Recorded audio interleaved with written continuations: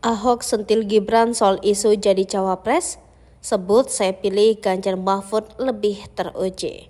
Komisaris Utama Pertamina Basuki Cahayapurnama alias Ahok mengomentari mengenai kabar Wali Kota Solo Gibran Rakabuming Raka yang akan dideklarasikan menjadi calon wakil Presiden Prabowo Subianto.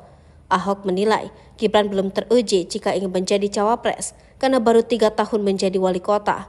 Putra sulung Presiden Jokowi itu, kata Ahok, belum mempunyai pengalaman lengkap baik di legislatif, eksekutif maupun nasional, seperti berada di DPR RI sehingga dianggap belum mengerti.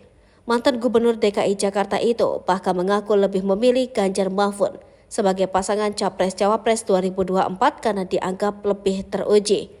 Dalam hal ini, Ahok mengaku bukan berarti ia meremehkan anak muda. Ahok pun mengakui anak muda bisa lebih kreatif, tetapi ketika berbicara tentang negara, maka harus mengerti konstitusi. Jadi, Ahok menyarankan agar tidak coba-coba jika untuk urusan negara.